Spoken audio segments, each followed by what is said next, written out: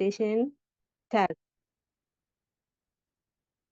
And the learning activity number 2 is practice pronunciation of words from oral and the audio or audiovisual resources.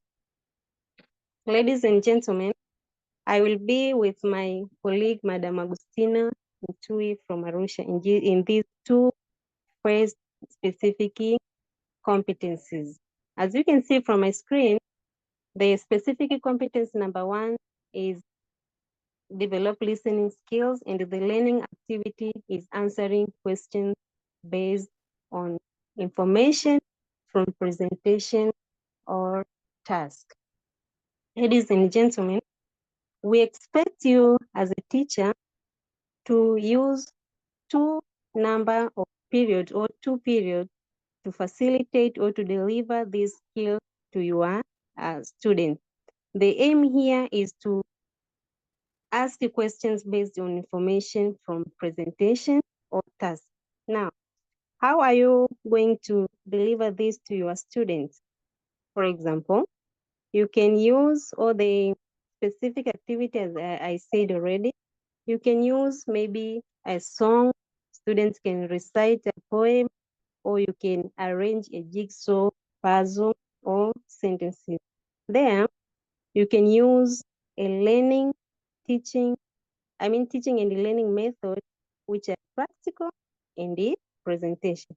So we expect from this specific learning learning activity number 1, your students will develop speaking skills or the presentation skills. Ladies and gentlemen, you can use the learning activity. As I said, you can use a song. Maybe, as you can see from my screen, there is a song you can listen, which is about listening to oral information. You can guide your student to sing this song. After singing it, you can ask them different questions. So as they will be answering those questions, you'll be aligning to our intended learning activity. It is learning activity number 1. So you can see from my screen, there is a song. A student can sing. Listen up, it's time to hear. Open your ears, there is nothing to fear. The world is full of sound, both far and near. Listen carefully, there is so much to hear. From there, the moment your student will be reciting this song or reading this song, they will develop different language skills. That is, when they read, they develop reading skills. While they are reading, others are listening, so they develop listening skills. And at the same time, while they are reading, they develop speaking skills. At the end, they will write, so you will develop writing skills. There you'll be developing 4 language skills. Now you can give your students different scenarios. Apart from the song, you can give them different scenarios so that they can engage in your class. Your class can be engaging and collaborative. You can ask them different scenarios which they have witnessed either at school or out of their school, and ask them questions which are related to your story. So the moment they'll be answering those questions, you'll be aligning with the learning activity, which is answering questions based on information from presentation. So the moment they will be explaining those scenarios to you, they will be presenting, so you'll get more information from their presentation. At the same time, when they are presenting those, they are presenting those scenarios or reading the song or reciting the poem, your student will develop vocabularies, will develop different vocabularies which they will obtain from those songs or poems or from those scenarios. So there they will improve their vocabularies. Ladies and gentlemen, From doing that, you will display maybe your stories, their stories from your PowerPoint or projector. You project it on the wall, or you you can tell them to do it physically. So there they will be developing those skills, as I said. Ladies and gentlemen, the suggested teaching and learning method which we expect you to use, teaching and learning method which we expect you to use, is the use of written song, as I said, or written stories, or you can use tongue twisters. You can use reciting the given words, meaning that the student will recite the word. Also, you can use songs. For example, as you can see from my picture, we decided that, or we discussed that if we use dialogue, it will be more better to them. For example, as you can see from my screen, this picture is derived from Form 1 book. There you can see responding to questions from others. The students you can just display a picture like this to your students. Then you can ask them, what do you see from this picture? Do you see what is going on there? As you can see, one is like she's crying, other is asking. But don't tell them that one is crying or what, no. You can ask them, what do you see from that picture? What is going on? Can you tell or talk a little bit about that picture? The moment you'll be asking them those questions, you will develop different 21st century skills, because they will think critically. What is the picture about? What is going on in that picture? At the same time, they will ask each other, what is going on?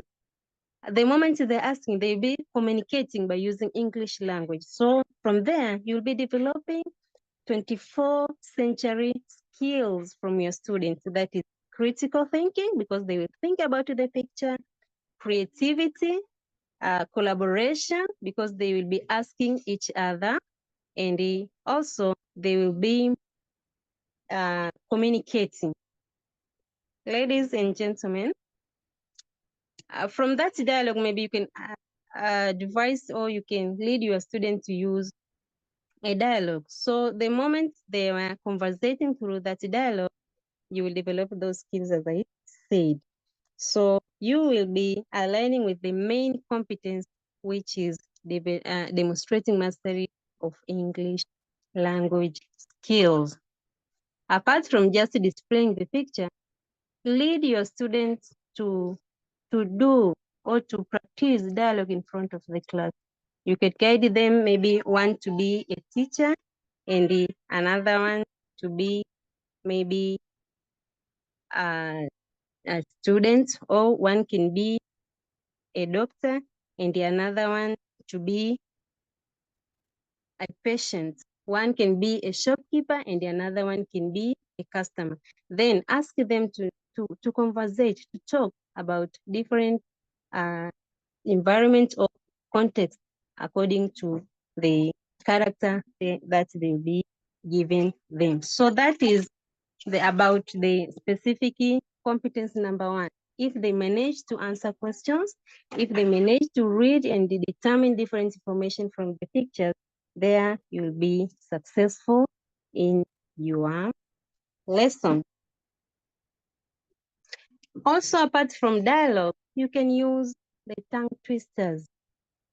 The tongue twisters, before even telling them the meaning of the tongue twisters, you can just give them those tongue twisters and ask them to read the tongue twisters. Or if you have a recorded tongue twister for your student, you can ask your student to read those to listen for the recorded tongue twisters.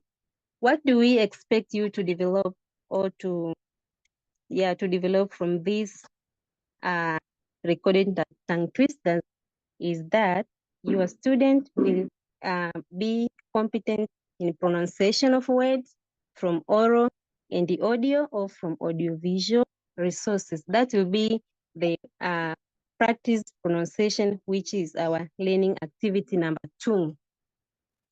Ladies and gentlemen, we have prepared the tongue twisters. For example, the tongue twister number 1, there says, I saw Susie sitting on the shoeshine shop.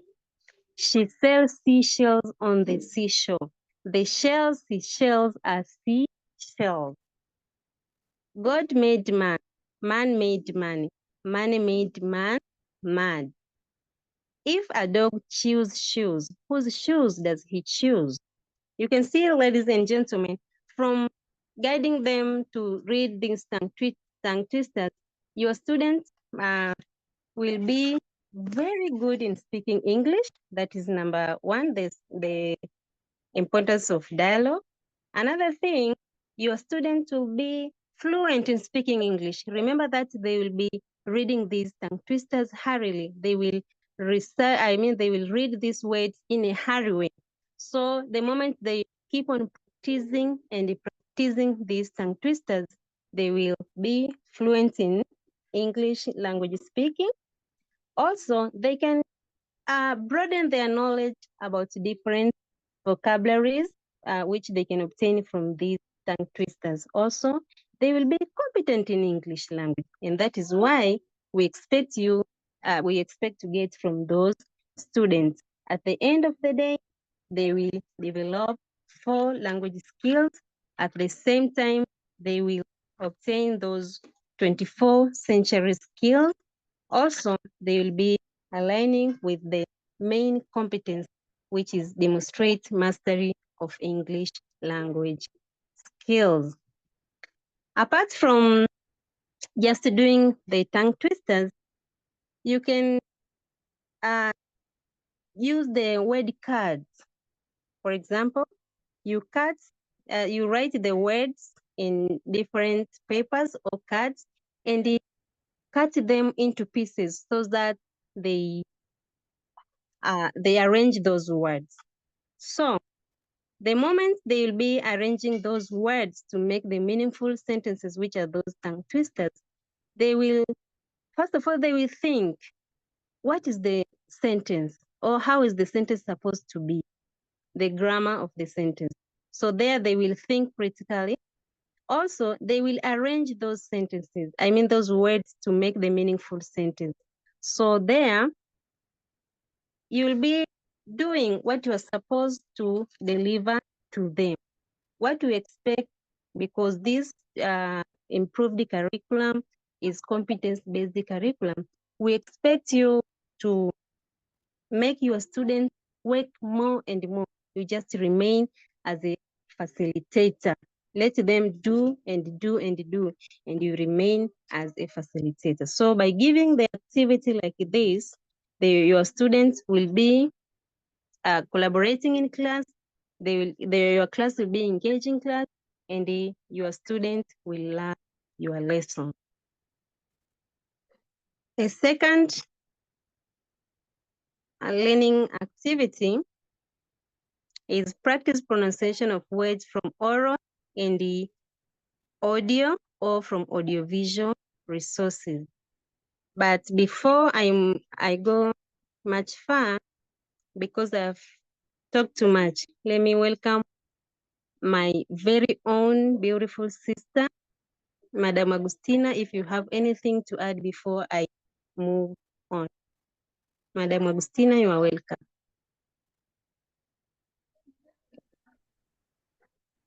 Thank you, Justina, for the wonderful presentation. And you can proceed with the next activity, since you have emphasized on the use of tongue twisters. And remember that you can also contextualize tongue twisters, and you can let your student as well prepare their own tongue twisters regarding their classroom environment, their natural environment, and other things that are happening in the world, the current issues that are happening. And the reason behind is to let them get engaged, as well as to feel the naturality of the tongue twisters that they will be making while they're in the classroom and in other contexts. So please proceed. Thank you. Okay, thank you very much. So the first learning activity which I was presenting was about asking questions based on information from presentation or task. We have used dialogue, we have used tongue twisters, we have used, they have been role playing and so forth. So the second learning activity from these specific competence develop learning skills. The second learning activity is practice pronunciation of words from oral in the audio or from audiovisual resources. We expect this learning activity to be taught in at least 5 periods or 5 sessions. It can be 2 double sessions and a single one, or however that you have arranged from your scheme of work. And we have prepared a scheme of work. It will be displayed later by my colleague. So this learning activity, we expect it to be taught or facilitated or delivered to students in 5 periods. So it is about practice pronunciation of words from oral and the audio-visual resources. Here you can use your word card to pronounce different words. You can use the recorded authentic songs and so forth. So maybe before I go far, let us listen a certain song which we have prepared to you. And this song is very good for the Form 1 students because they are still beginners. They are still learning this language. So the moment you use a song like this, your student will be active in class. If they be active, they will collaborate singing the song. So if they collaborate singing the song, they will develop speaking skills and listening skills. At the same time, they will obtain different vocabularies which are new to them, and they will use them later in their lifetime. So ladies and gentlemen, let us listen to this song which I have prepared to you for you to use to your learners. Hello, hello, nice to meet you. Hello, hello, nice to meet you. Hello, hello, nice to meet you. Everybody walk, walk, walk, walk, walk, walk, walk, walk, walk, walk, walk, walk. Hello, hello, nice to meet you. Hello, hello, nice to meet you. Hello, hello, nice to meet you. Everybody clap, clap, clap, clap, clap, clap, clap, clap, clap, clap, clap, clap.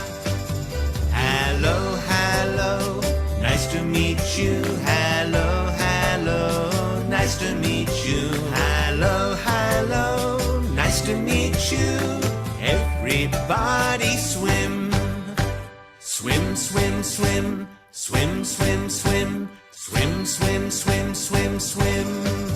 Hello, hello, nice to meet you. Hello, hello, nice to meet you. Okay, ladies and gentlemen, this song is very long and we can't play it through the end because it's taking time. So what I expect from giving them a song like this, first of all, they will be reciting that song. Also, if it is a tongue twister, I have just given a song as an example. If they sing a song like this, they recite, they will develop pronunciation skills, as I said. Also, they will develop language skill, that is vocabulary, words like hello, how are you, nice to meet you. Words like swim, they will know, okay, swim, what is swimming? They will be singing from the song, so they will develop language skills like that. So thank you very much. That is the summarized presentation for this learning two learning activities, which I say that I'll present to you, unless if my colleague has something to add. You're welcome, Madam Agustina.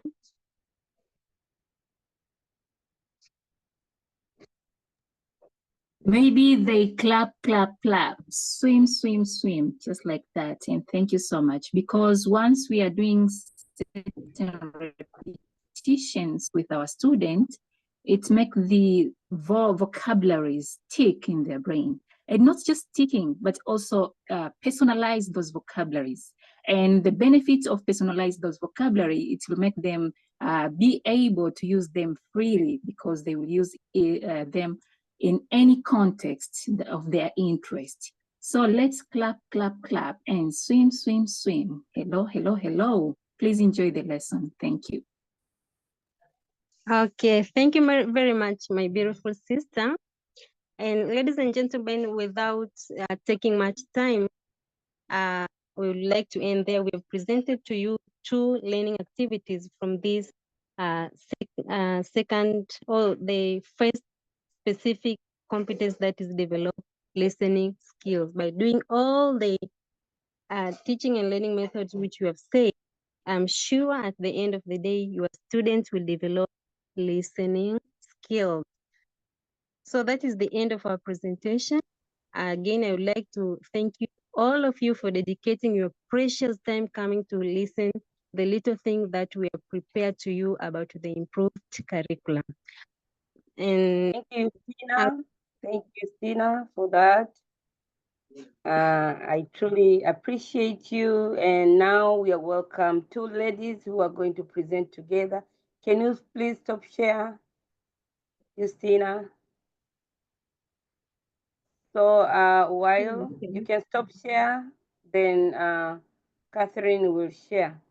While Catherine is preparing herself to share, I would like to call upon you guys to spare your question and answers till the last presentation, so that we can use our time thoroughly.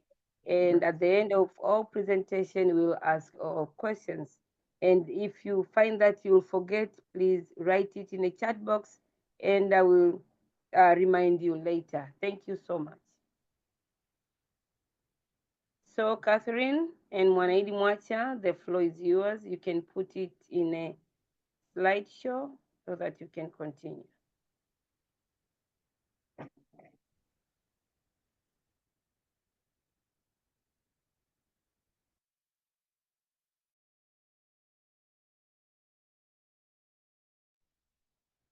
Okay, thanks so much, Kesia. I'm working on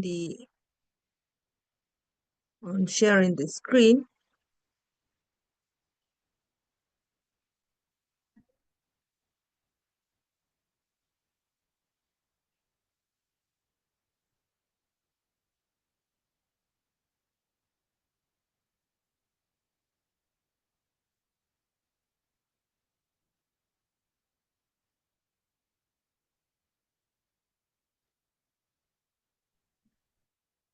Okay, good evening again, my fellow teachers. As I've been introduced by Kesia, my name is Catherine Njau, a public relation officer from Kilimanjaro.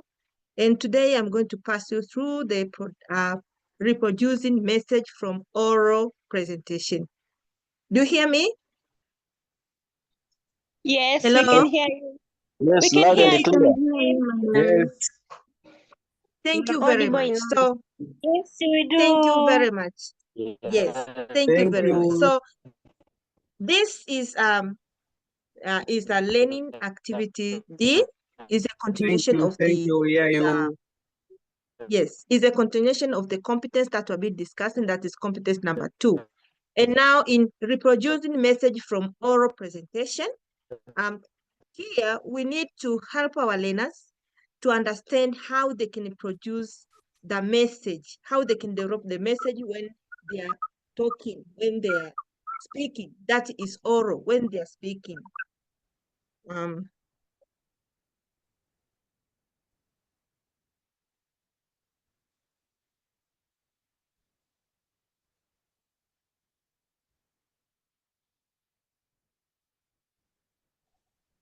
Catherine, are you Okay, here? so Okay. what are you intended your learners to learn from this competence? In this competence, our intention as teachers is presenting in the logical sequence. Our learners can be able to speak or to narrate anything orally, but in the logical sequence. Also, we are here to help our learners to distinguish between words with minimal sound, and then sound with different meaning, and also pronunciation of short and long vowels, unfamiliar sound, similar sound that have the different spelling. So you may find that this is a very huge competence, but we are trying our level best to summarize, but we are considering our book, that is book 1, that's the Form 1 class. So I'm going through one after another. In making this oral presentation, you may start with the fun learning game. And games are the very good strategies that can help our learners to enjoy the class. If you're an English teacher, you have to prepare different games that can help your learners to develop their listening skills. They can enjoy the class, and also they'll be able to enjoy your subject. So here are examples of the games which I've prepared today. And I will read all of those, but I'm going to demonstrate one, and I will explain how we can play it. Number 1 is telephone message. Number 2 is an elephant game. Number 3 is 2 truths and 1 liar. Number 4 is green glass in the room. So these examples of the games that you may use also to emphasize the oral presentation with your students. Now let us see the procedure that you need to use when you are playing the telephone message. It is very easily how to play the game, which is known as a telephone message or telephone game. You arrange students in lines. You can arrange students in lines. Give the first student a sentence in whispering to him or her. Do you know the meaning of whispering? You just speak on ear. That's very close. Not that no one can hear what you are telling him or her. Ask a student to send that message in the same way. So you ask a student to send that message in the same way without dropping any information from that message. When it reaches to 3 or 4 students, as a teacher, you stop the game. You say, stop. Then ask the last student to speak the original sentence. If the sentence is correct, you have to construct another sentence as a teacher. And if a sentence is wrong, you ask the one who made the mistakes of giving the correct sentence, then he or she can introduce again another sentence. But you have to read the correct of the sentence first, then you introduce to a student to speak again in the same way, to whisper again the message to another student. So you can play it as a roundly. While they're doing that is when you see that if the information is gone in a good way, or there is the dropping of the information, that you can develop in the listening skills, you can develop in the speaking skills, also can develop in the when they're constructing, they're developing the critical thinking, how they're supposed to construct their sentence. And it is enjoyable too. You may use pictures to create short stories, and this you may find in our book, page 20 and 21. In this picture, you may guide the student in a group, and also you may ask them to brainstorm the pictures. Ask them to narrate simple events that happen in your life. After brainstorming these pictures, then you may bring them to our really life situation, maybe at home, at school, to the family members, or every place that is close to their context. So you may guide them in a group or in a person, but it is much better to do it in a group. You ask them to narrate simple events that happening in their life.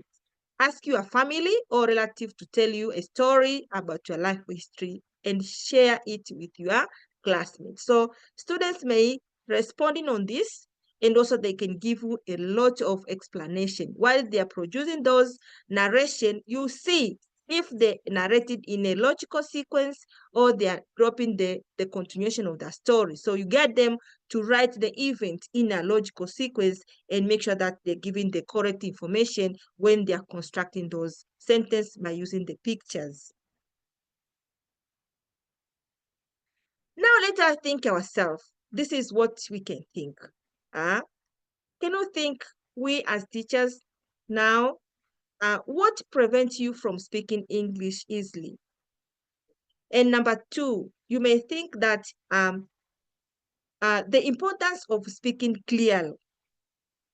Maybe we can think and try to chat in the chat box. Kesia, can we do that? Or we can jump over there? What's your suggestion? I'm here to read on behalf of them. Wow. Or should Thank I you read so the much. question? Yes, please do it again when they are responding. Thank you. So we have Naeto say the lack of confidence.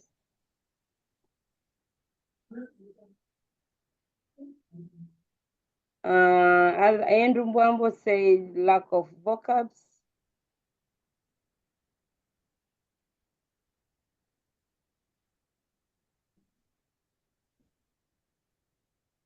Mode said, I'm so glad to be here. The webinar is too greater than gain concept. Happy God say perfections. Then you have fear of making mistakes, absence of confidence. Thank you so much, guys. Others said social interaction, then lack of frequent practice, absence of non-English language speakers, then fear of making mistakes, then others said, Ignacio said through English songs, Petro said, I feel nervous. Irene said lack of interaction. Amida said we also lack English speaking practice. Yeah, thank you guys. And if you are in a place that is not appropriate, please stop your video. Don't open your video. Please stop your video. Then you have Christopher said lack of vocabulary, confidence and lack of vocabulary. Then because it is our second language and we don't use it in most of the time, like Kiswahili. Then Fatma said correcting ourselves before speaking. Then Everett said incompetence of teachers themselves in using the language. Rebecca said cowardice. Then Imdoe said poor teaching preparation. Back to you, Catherine. Wow, thank you very much. I find that all the reason that you gave us is the reason that our students, they have in their brain. So we as teachers, we have to find the way that we can remove all the doubts that they have when they come to the ideas of speaking English. So we need to help them to make English easily, and we need to help them to know how to speak English as clear. So what we can do now, I can give you some of the strategies, and then this here, you can give them letters to arrange in words, ask them to read loudly, ask them to find which word has different letters but the same sound. So this is one of the examples of the pictures with words that have been designed for you today. You may take the pictures like this. You see, now the pictures with the words. Then you have bin, you have pin. You have boy, you have toy. You have ball, you have paw. Bomb, toe. So you may ask the students in a group and then ask them, what is the difference between these words? Pin and pin. So by looking on these words and letters, they find that the difference, for example, in bin and pin is only P and the B. So when you have B and P and then you pronounce, it can make the word to be different. So from there, they know once you pronounce the word without looking on how it's supposed to be pronounced, you may distort the meaning of that word. So by doing so, you can help your learners to understand how they're supposed to be very clear when they want to speak something or when they want to produce a word. And this can help them to speak clearly and remove some of the mistakes. So in that way, you can help them now to distinguish words with minimal sound distinctions that have different meaning by giving them the different words and help them to pronounce those words. From there, you can explain to them what is the meaning of minimal sound or minimal pairs.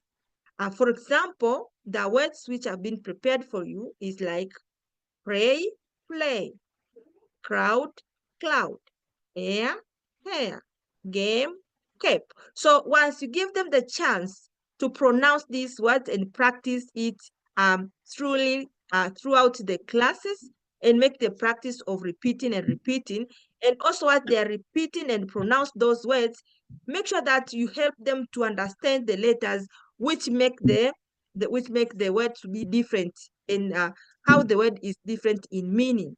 After the pronunciation, ask them to give the meaning. So by asking them to give the meaning, you may allow them to go even to search in the dictionary. So after understanding the meaning, you give the student task to creating a short story of not less than 2 paragraphs using the word from the table. Allow them to read or display on the wall. So by giving them the chance to display on the wall, this can help your students to go through the gallery walk. They can go through the gallery walk and read the stories of different students who have been displayed inside the classroom. And sometimes you may ask our students to stand there and explain the stories about. So when they are doing like that is when they're developing their speaking skills, they're developing their listening, they're developing their writings, and also they're developing their reading.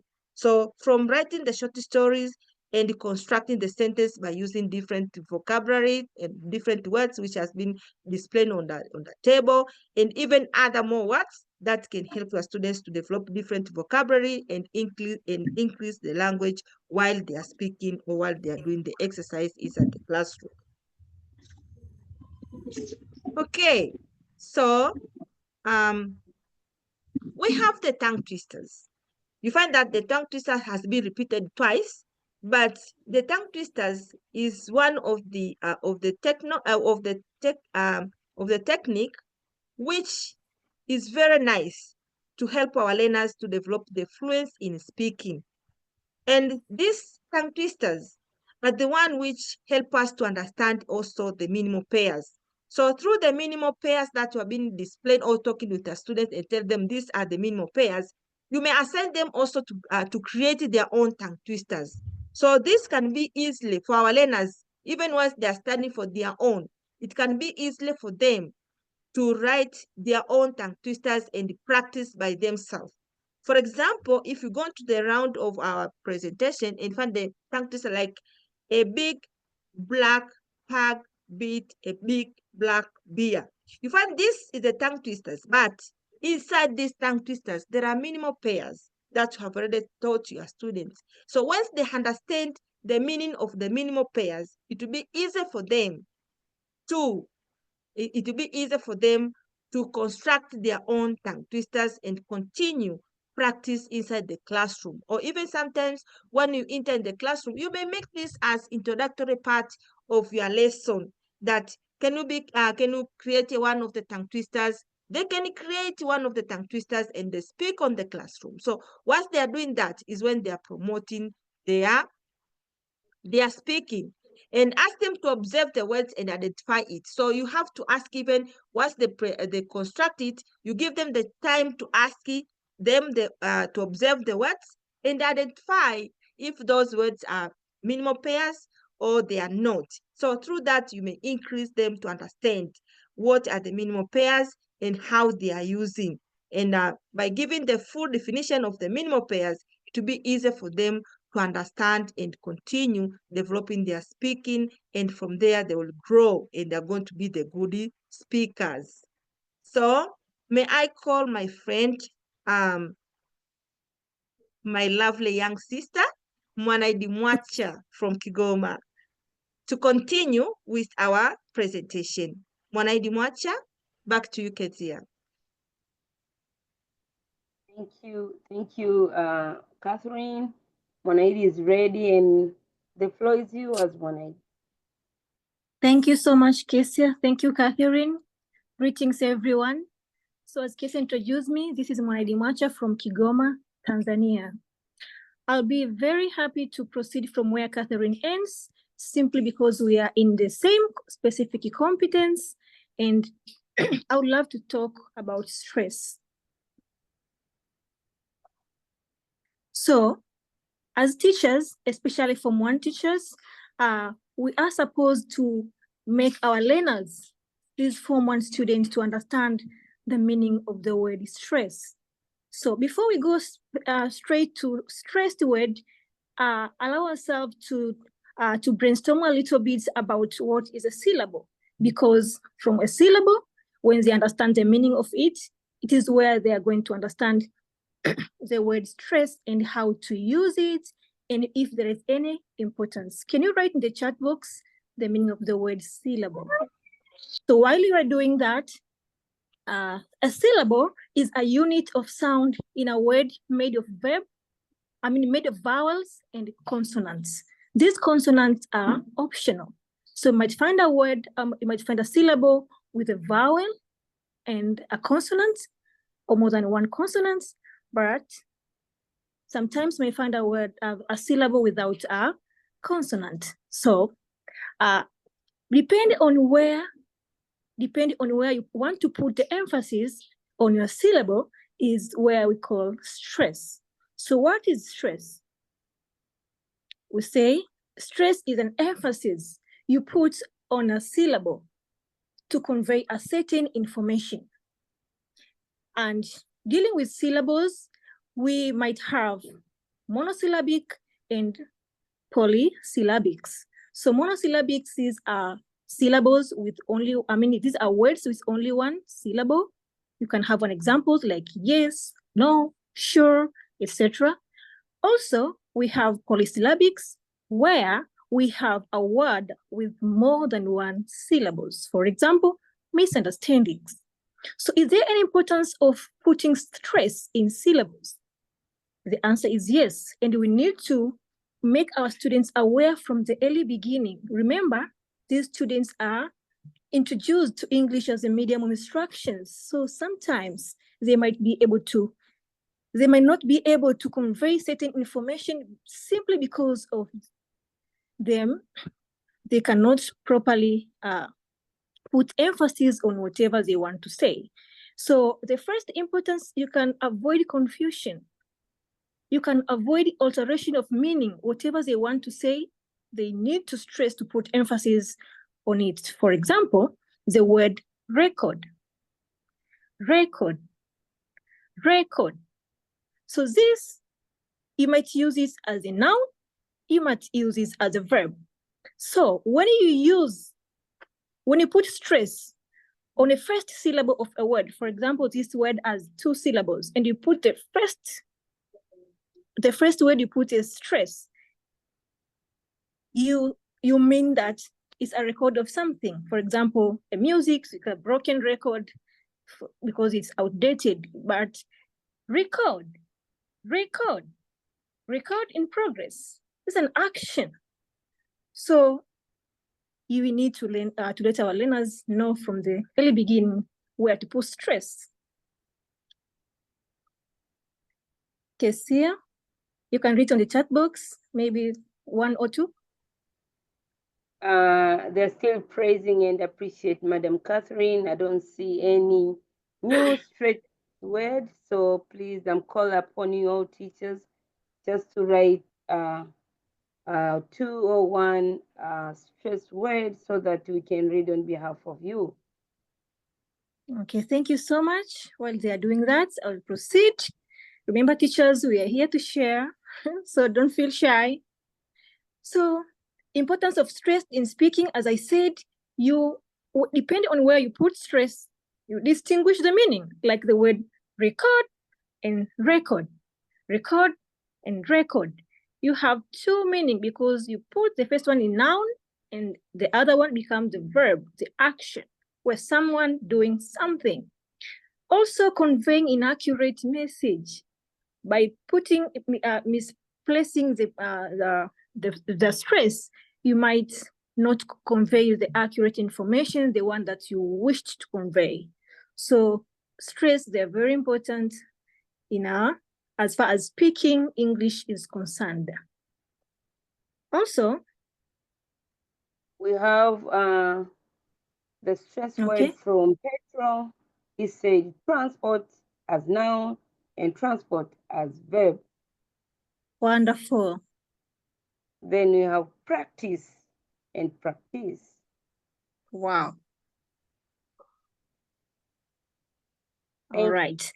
So as we are delving in this specific contents, competence, we can ask our learners, we can give them tasks in group, and they can share, like what I asked you, syllables, stressed and unstressed syllables, and within their group, they can make a sentence by which will make a different sentence. For example, practice and practice. So they can construct a sentence by using the word practice, which have different meaning.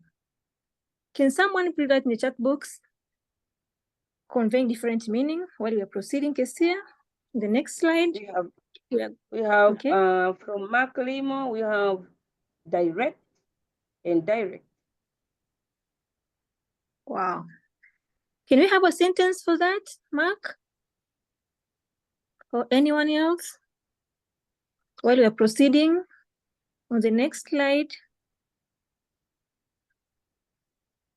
where we have our brief video. A, A, A, ant, ant, B, B, B, B, B, B, boo, boo, B, B, B, C, C, C, K, K, K, cat, cat, K, K, K, D, D, D, D, D, D, drum, drum, D, D, D, E, E, E, E, E, E, egg, egg, E, E, E, F, F, F, fish, fish, G, G, G, G, G, G, gorilla, gorilla, G, G, G, H, H, H, hand, hand, I, I, E, E, E, iguana, iguana, E, E, E, J, J, J, J, J, J, jelly, jelly, J, J, J, K, K, K. You may stop the video and I will read the sentence on behalf. Thank you. So we have different sentences. We have sentence from Greenwald said, playing football is a good practice. So they use practice here as a noun. Then we have the second sentence said, we must practice playing football. So here the practice has been used as verb. Then we have again having the sentence from Petro said, it was a direct flight. Then the second one said, he was told to direct the student to their dorms. We have another sentence from Fatma said, I went direct home. Then the second one is, she directed me on this. The last one is I transported my goods yesterday. And the second one is the transport delayed. Back to you, Mwanaidi. Thank you so much. Thank you, everyone. Those are great inputs in our discussion tonight. So the video introduced us to short and long vowels. So in this, we need to make our students again aware of vowels, like short and long vowels. Before we move into if they are short or long, we need to tell them, at least in a sneak peek, because they are going to find it deeply whenever they are reached Form 5 in phonology. But it's not bad to tell them up front, like we have plenty vowels in English language, like 20 or something. So within these 20 vowels is where we find the long and the short vowels, just like the speaker, the native speaker in our video tried to share. So vowels are very crucial in English pronunciation, and they can significantly impact the meaning of a word. Fun enough, so you might distort the meaning just by putting, by using the wrong or by pronouncing the vowels inappropriately. So short vowels, these are pronounced in a quick, short manner. Quick, short manner. You are going to see how you pronounce these short vowels. It becomes easy without any kind of stress. For example, the word cat, cat, cat, bed, bed, bed, bed, bed, carp, carp, carp. We have this, and we have a lot of examples here in our book. We are so blessed because we have everything prepared, just as in creativity. So in this activity, you are going to pronounce words with short and long vowels, as you can see on the screen. Catherine, do you mind read for us? Okay, thanks so much, Mwanaidi. In pronouncing word with short and long vowels, you can use the just chant. This is a game, but through this game, we help your learners to know how to make the pronunciation by considering the short and long voice. So you may repeat this word in a box. And once you are doing that, you may start from up, down, or down, up. For example, the word fat, fat, fat, fat. Then you can start from bottom. Tad, fat, cat. So you may help your learners to pronounce it and continuously pronounce it. They are playing like a just chant, but through that is when they can be familiarize themselves with the short vowels and long vowels when they are making the pronunciation of that words. And also,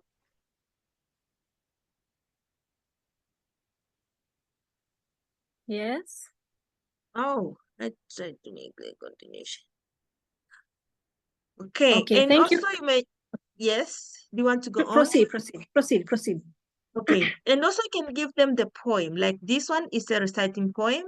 You give this poem while they are reading the poem, when they are reciting the poem, is when you can ask them to underline or to find the short vowels and long vowels from the poem. For example, when they are reading this one, in a close corner, a cat did stand with a rat in her paw. She felt so great. Her fur so sleek, not at once or fat. She played with the cat, and that was that. So by reading like that, you may help them to get them to find what are the vowels words, the words which has got the vowels, and the vowels which are short and one which are long. So through that, you may help your learners to understand. When they are reading it, you may help them to understand what are those short and long vowels. Absolutely, Catherine. Thank you so much for your inputs. So when we want, as far as 21st century skills are concerned, we can print all these materials and put on the walls and make our classroom the speaking classrooms. For example, from the previous slide, where we see the short vowels and the long vowels, you can print them and put them around the wall so the student will be able to see them like now and then and learn little by little, step by step, day by day. So after familiarizing them with the short and long vowels, trying to pronounce them in a daily basis, correct them, allow them to make mistakes while they are doing their learning slowly, it takes time. So you can put students in a group discussion and you can ask them to identify, for example, the poem that you have given them or any kind of assignment you have tried to give them. Put them in a group. You know, groups always works magic because in a group, you can find diverse, they have diverse background. For example, in my class, I have students from English medium where they have been introduced to this before at the early age. And you know that there is a critical age period for learning the language. So these students are coming to our classroom, they have a prior knowledge. So when we mix them in a group with a student with less experience in using English language, there is where the magic works because they will share, they will learn from each other. And as we know that we learn best from our peers. I learned best from Catherine because I think I relate to her as a teacher, as a girl, as a woman, shangazi, wherever. I enjoy learning from her. So when you put students in a group, they can do all that. We have another task when you open page 29 to 30, you're going to see this another activities. We have plenty of activities. So it's your own choice. It's your own choice as a teacher, which one you want to go first. Remember, you take from simplest to the complex. Always start with the simplest so that they will not hate or they will not be disappointed. Kesia, do you say something? Kesia? So we can ask our students to read the story and create their own short stories. As you all know that I'm a storyteller and I love stories, I can talk for Africa as far as stories are concerned. So in this, I can give you the one I love most, the way I train my learners to make stories without feeling shy or without afraid of making mistakes. We have a story chain. We have a story chain where one student can begin writing a story and share with the next student to write something else. So allow them to be creative in making these stories. In the end, you'll have one big story made of the whole class. They're so funny because some people they can follow the lead, others they cannot. So you can find multiple stories in one. Then you will together sit down and identify whatever you want to identify. In this case, short and long vowels. On the next slide. So also we have another activity here, which you can do. I love dialogues. I don't know why, but it's because I love to talk, maybe, I don't know. I love dialogues because through talking to people, you learn a lot. They say you have 2 ears and 1 mouth. Always listen more. So I love dialogues. In this dialogue, I would love Casey and Catherine, will you please take a role in this? Oh, thank you. I'm going to be John. Kesia, are you there? Kesia? Yes, I am. Yes, I am. Good afternoon, Daddy. Oh, sorry. Good afternoon. How are you? Good afternoon, John. How are you? I'm not okay, Daddy. Oh, that's why you're backing in the sun. What's wrong with you? I feel very cold, weak, and tired. Did you eat anything? Yes, I ate 8 slices of bread. All right. I thought you ate the whole loaf of bread. Have time to rest. Have time to rest. You'll be fine. Okay, I'll do so. When is your terminal examination? It will be next week. Here are 2 presents for you. Open the package careful so that you don't poke a hole in it. Okay, thank you, Daddy. I can hear something heavy moving on the balcony. What is it? I don't know. Let's go and check. John opens the door. John, wait. Let's go together. Okay, Daddy. Wonderful. Thank you so much. You sound like Europeans from Kilimanjaro. Wow. So this dialogue brings us to another activity or another competence which I'm going to share with you, which is homophones. In this activity, we are going to pronounce the word with similar sounds that have different spellings. In the dialogue, if you paid attention, if you listen to these two Europeans from Kilimanjaro, you might discover a homophone. Can you write in the chat box if you manage to get that? While you are doing that, allow me to explain a little bit of what homophones are. So homophones, these are words with similar sounds. Mwanaidi, Yes. hello, Mwanaidi. So you mean that they should write some homophone found from the dialogue? Do you want Yes, them to dear? write in the chat box? Yes, please. It will be very wonderful if they manage to get that. Guys, they're waiting for the homophone that you have been looking at from this dialogue. Share it in the chat box, and I will read on behalf of you while Mwanaidi is defining what homophone is. Continue. Thank you so much. So as I said, homophones, these are words which have similar sounds but different spellings. So they sound alike, but they have different meaning in the spelling. If you're able to discover that, you're going to see. For example, the word there and the word there. So these are two words. They have similar sounds, pronunciation, but we have different meaning and different spellings. So our learners, they need to know this from the beginning so that they cannot distort the meaning while doing the conversation. You might find a student want to use there, and they use there.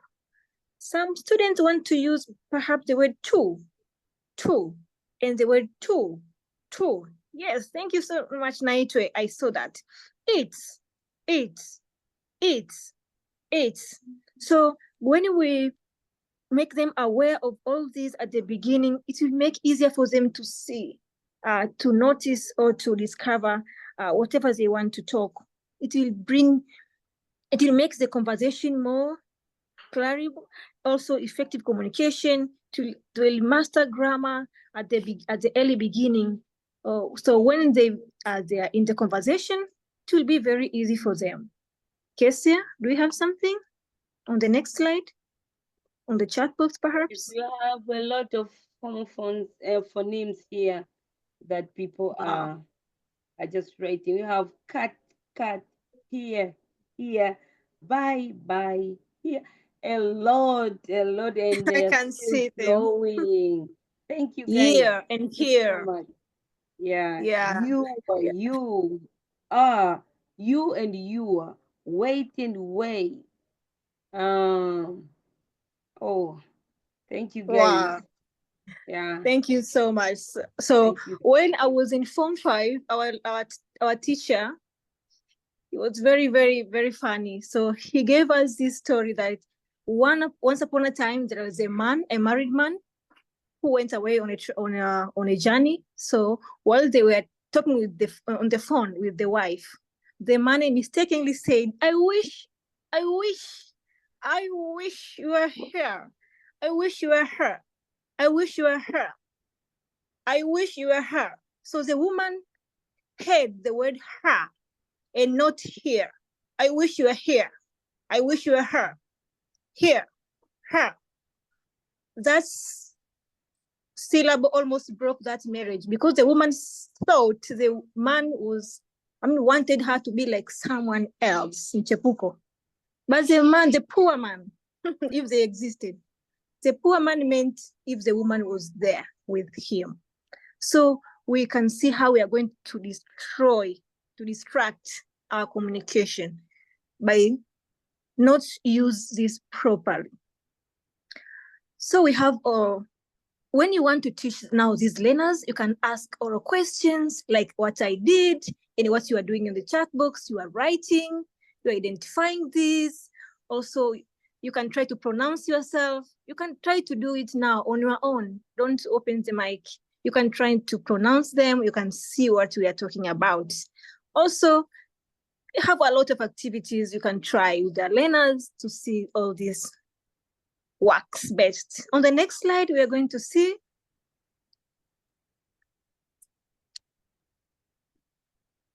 Can we go on the next slide, please? So we have again, yeah. Catherine, would you mind passing us through this? Yes, I want to help you. So the next slide is another activities, which is practicing pronunciation of unfamiliar sound. So you have to tell your students that though we have the words which are very common in English, but we have the borrowed words. These words that were borrowed from other language, we call them unfamiliar sound. Though they are being used in our communication, they are being used in our daily communication. So you may give them the chance to go through the reading, and this one is from the book. We may ask the learners to read the story. And what they're reading is, they may find out the words like tough, note, throat, coat, boat, laughter, thought. So once they are finding these words and pronounce it, they may find is they're looking like unfamiliar. Their sound is not straightly as the word that we're getting from short vowels and long vowels. So these words, you may tell them that these unfamiliar words unfamiliar sounds are phonemes that are not commonly heard or used. Such sounds are commonly found in English words borrowed from other language, technicals and specialized terms like jargons, archaic words, and new words, new coins words like that. So you can have more words, and they can find also in a dictionary, like the word like zinjastropers, like psychology. So you give them chance to find those words which are not common, and then call them as unfamiliar sound. So by helping them to understand that, they'll continue, increase their vocabulary, and help them to increase the speaking and listening skills. Wonderful. Thank you so much, Catherine. You said it well, very clear. That's we need to learn. You know, language is very broad, so we need to learn. We have a lot to learn as far as English language is concerned. So these unfamiliar sounds or words, they are there, and we have some few tips we can use to recognize them.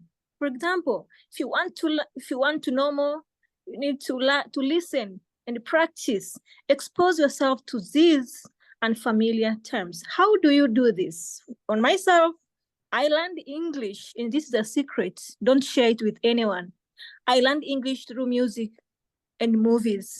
I love movies and music. This is where I learn different unfamiliar sounds or words that I am using, or podcast. Also, you can expose yourself to phonetic training, IPA, where you learn a lot of sound or different sounds and how they are produced, pronounced, articulation practice.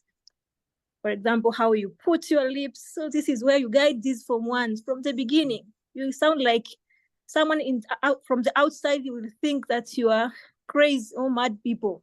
When you use the lips, tongue, vocal cords, where to place them. For example, want to pronounce b, b, b, b, b, b, b, b. Someone from the outside will think this class is occupied by evil spirits, but you need to tell them from the beginning how to shape the tongue, the lips, tips, vocal cords. Also, so why is it of any importance to learn these unfamiliar words?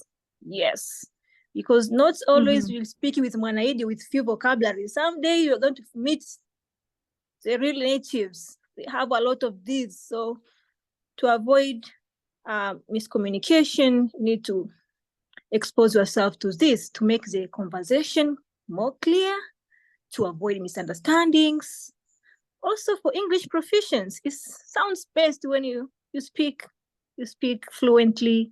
Also, cultural integration.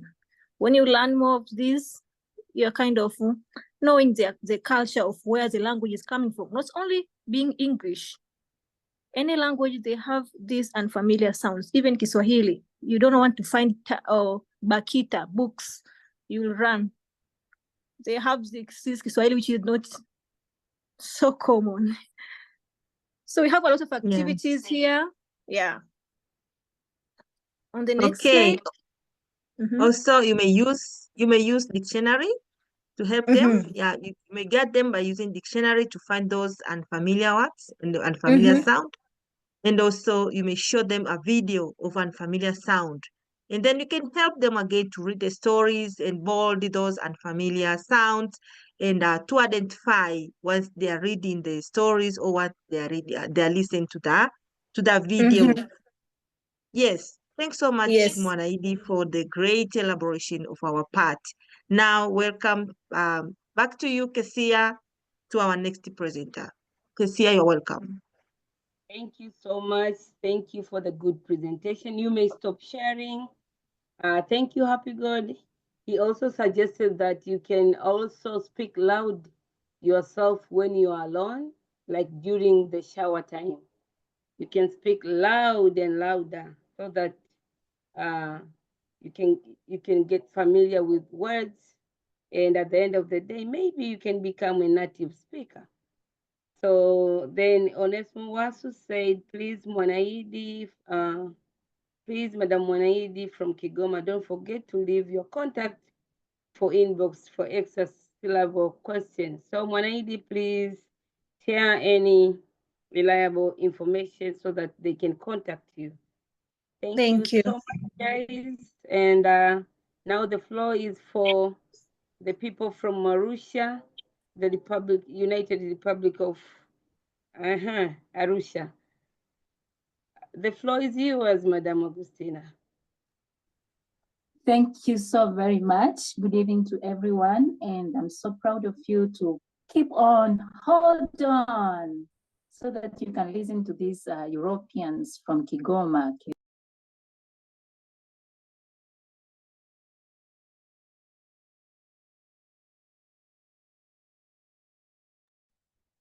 Agustina, please unmute yourself.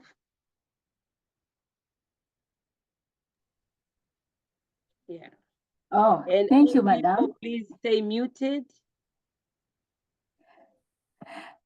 Thank you, Madam Kesia. And I'm so happy to be with you this evening. And thank you guys for joining, and keep on holding so that you can listen to this series number 2.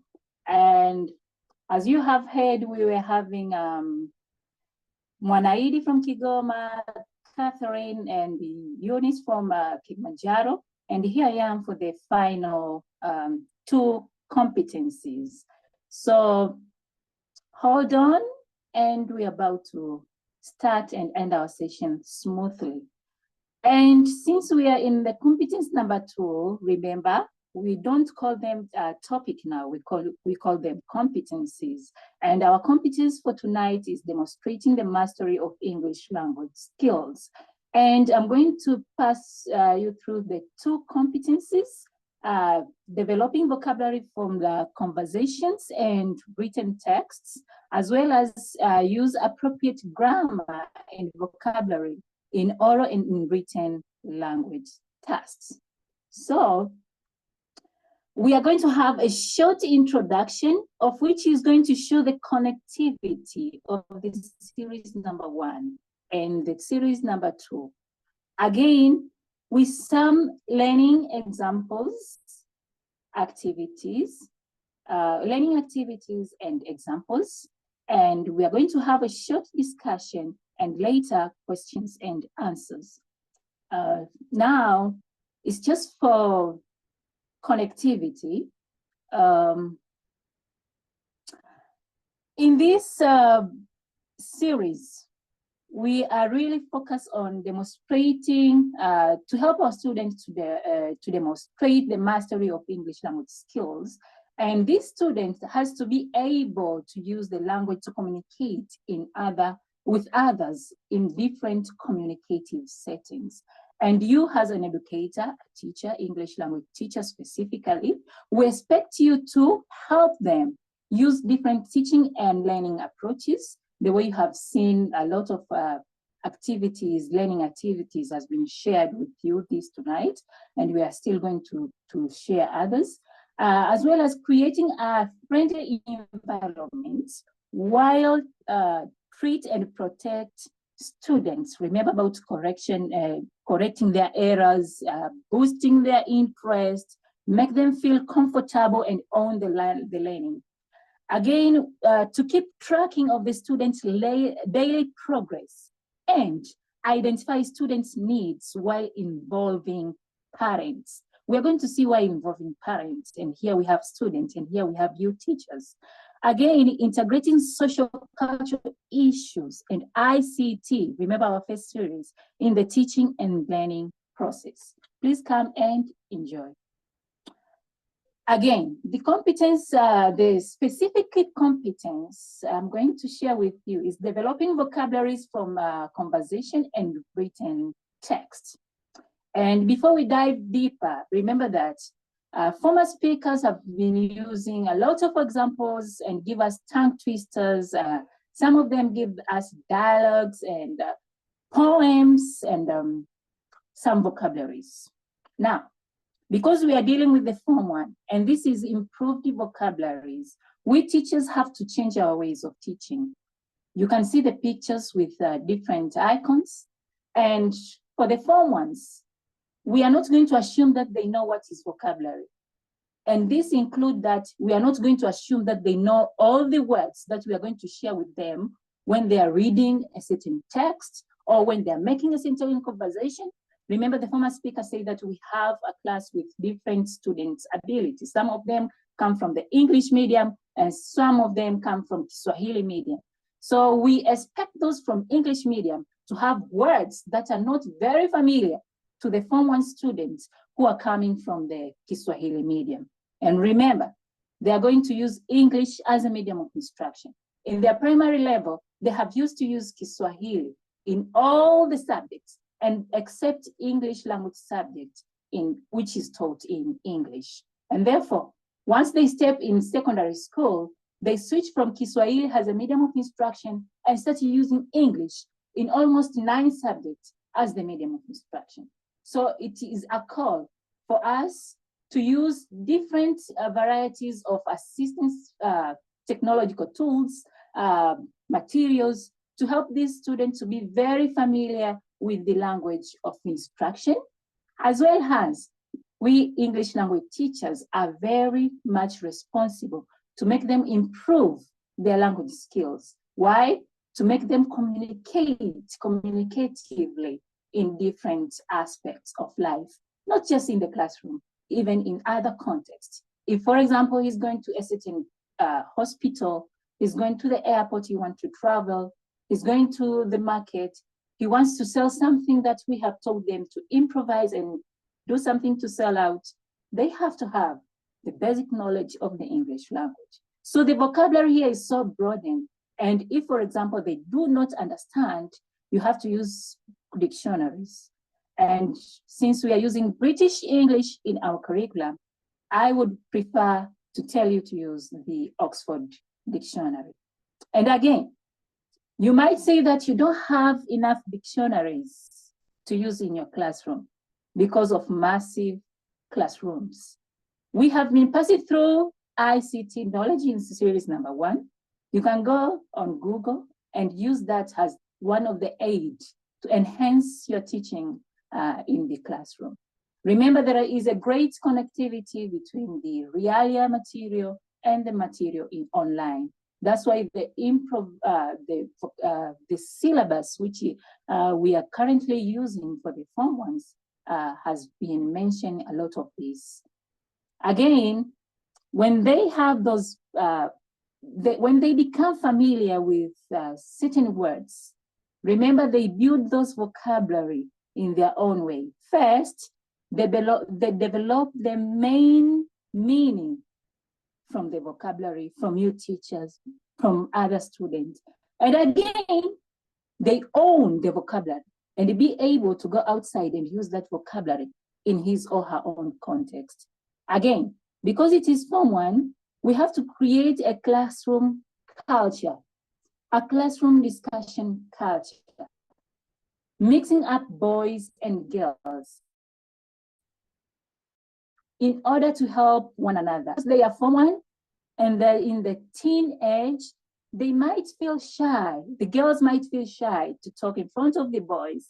And the boys sometimes, nowadays we witness that they are defeated with girls' abilities in the classroom. To make this connectivity together and allow the classroom discussion to reach the target that we want, I encourage you to mix up the classroom. Do not allow girls and boys to sit themselves. And in Arusha, we have this school called Enot Secondary School, where this teacher, English language subject teacher, has developed a classroom culture and they call it English and Gender Corner. It is a must in this class for the students to sit in pair and or in group, but mixed up boys and girls. This helps them to be more confident and again, build up their English language skills. And remember that when you are dealing with the Form 1, you create a contextualized activities. For example, if you go to Thai book, you'll see the activity number 1, page number 41. They have improvised these activities in the real context, the Tanzanian context. And why? To make students feel and own the language. English language is not our language, but again, if we are going to make our students to own the language, they are going to feel free to use the language. And this is going to happen in a smooth way while we are enhancing their vocabularies skills. So here we have different pictures depicting how can we do dialogues in our classroom. How can we do discussion in our classroom? How can we use dictionaries in our classroom? And any other aid that will help our students to demonstrate the mastery of English language skills. By saying so, I'll go to the slide number 2. Yes, here we are. This is our classroom. Most of us, we are teaching in the class of this nature.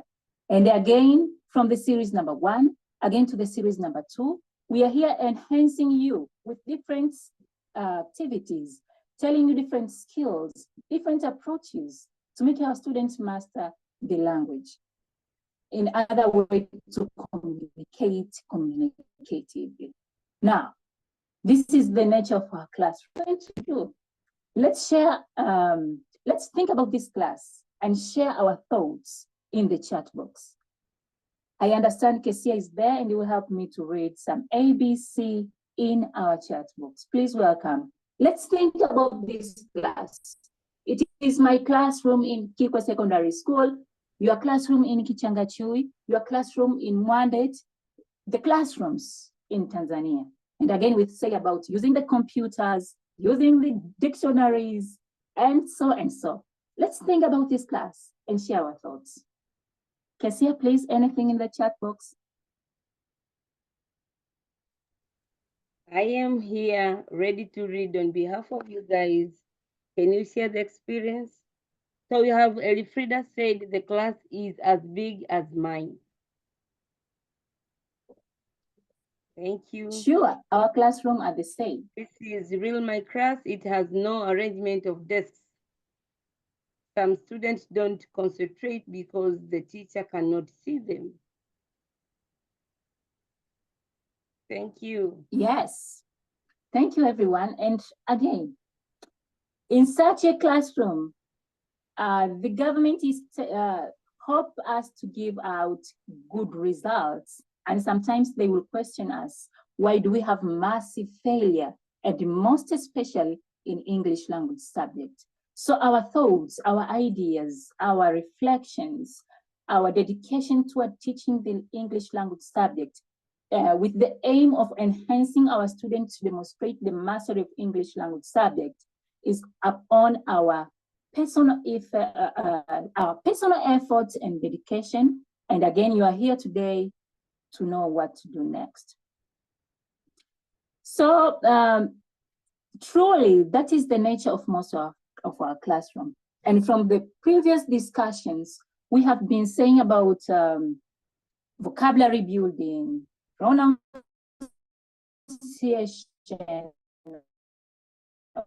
which is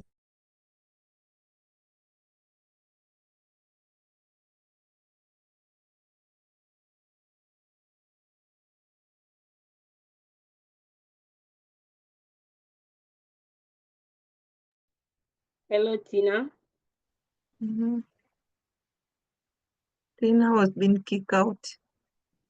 Okay, while Tina is preparing herself to come back, let me read. Really a problem because. Okay.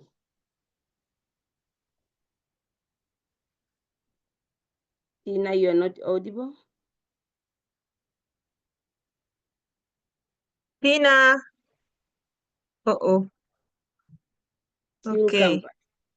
She'll come back. Just be patient. Again, technology somewhat. So we expect you, teacher, to guide students to not taking vocabulary of their interests from the conversations provided. Why of their interest? For example, if you are reading a passage about sport, is very interested to be a referee, a striker. So that student is going to first use the vocabulary of his interest, get engaged in the communication. So that helps a lot when you let them, you provide a room for them to not taking the vocabulary of their interest. Again, they can create a vocabulary strip, as you can see in this the picture aside that. This vocabulary strip will help them to keep on making correct sentences by using appropriate grammar structure and by using appropriate vocabulary that has been intended. While you are making them not taking the vocabulary of their interest, I can suggest that you might open a vocabulary corner and maybe perhaps in the class, such a class that we have seen the picture, to have a vocabulary corner and you display a daily vocabulary or a weekly vocabulary. The reason behind is to allow them to continuously learning those vocabularies and not just learn correct context. The repetition vocabulary that they're going to consume every day is going to make them add a lot of words in their speaking skills, a lot of words in their reading skills. And once you have taught them a certain vocabulary and pronounce it in an appropriate way and create an environment for them to use appropriately, they're going to demonstrate the understanding of speaking, reading, listening, and writing in a very appropriate way. And in this, they can get new words from the dialogues and extensive reading, and most especially from suggested topic.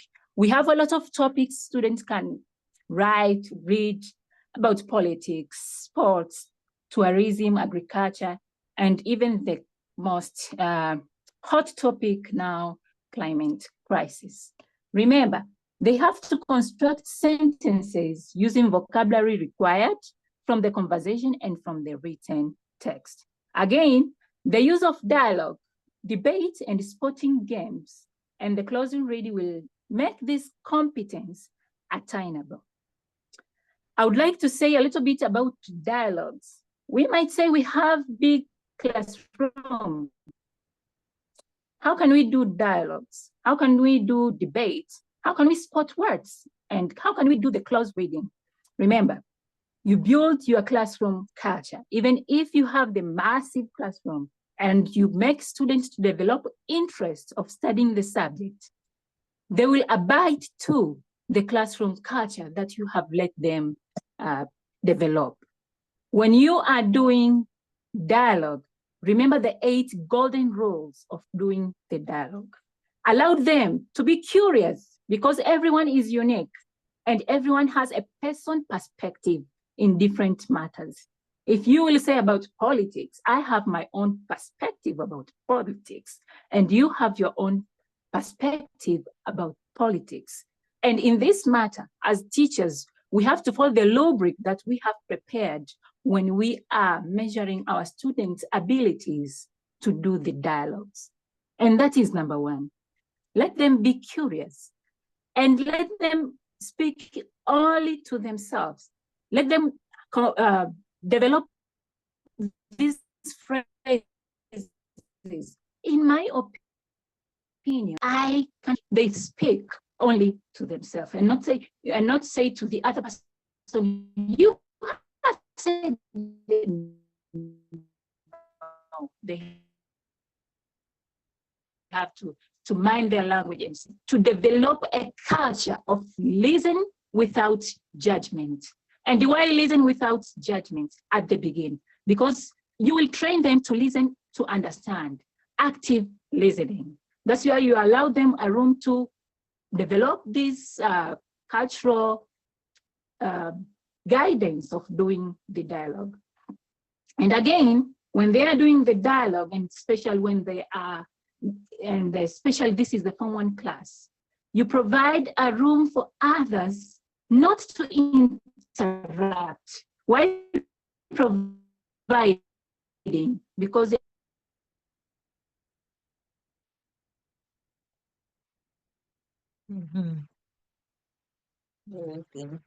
you might think that I say, do them listen.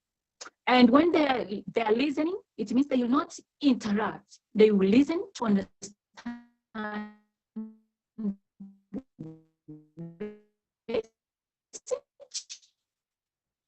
And then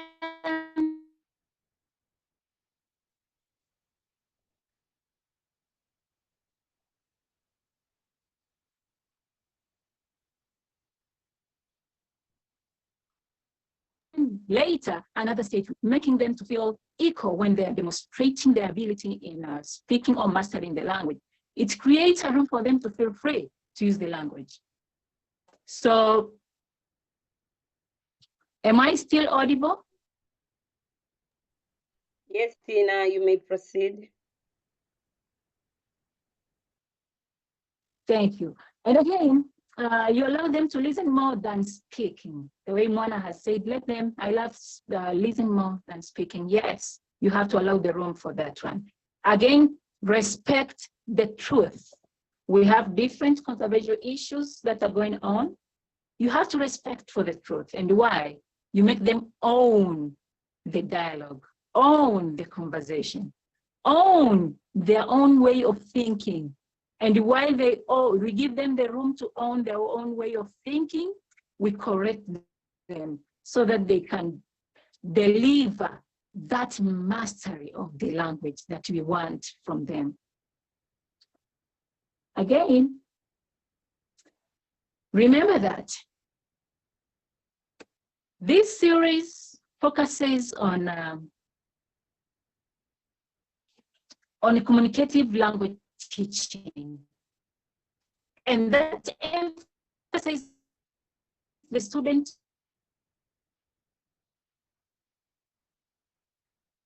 involvement, the 4 language skills that will enable him or her to demonstrate the mastery of the English language skills. Now, student involvement in really communication. From the beginning of this series today, you have listened to different music and songs, and you were amused with the way the presenters were presenting their matters. Am I still connected, Kesia? Yes. Yes, you are. Yes, you are. Yes, Tina, you are. Thank you. So we have to make learning the reality. And here I have some few examples. We can use the board game. We can use charades, we can use pajak, and we can use cards.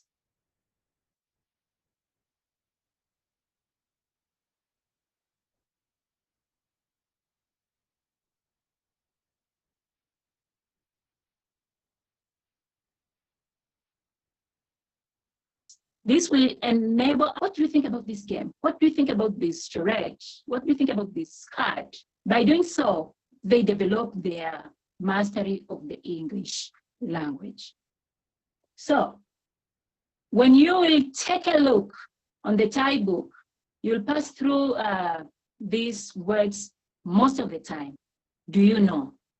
Though we have much used with did you know?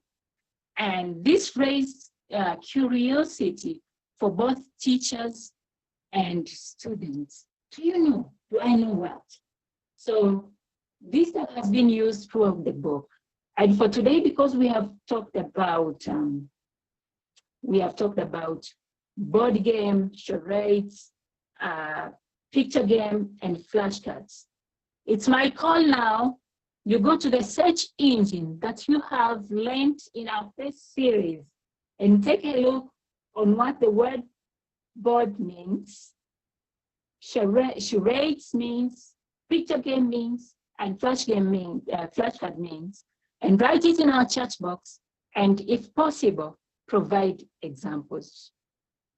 I have done this, and I'm very interested to share with you that Wordboard will help your students to actively collaborate to complete the puzzle.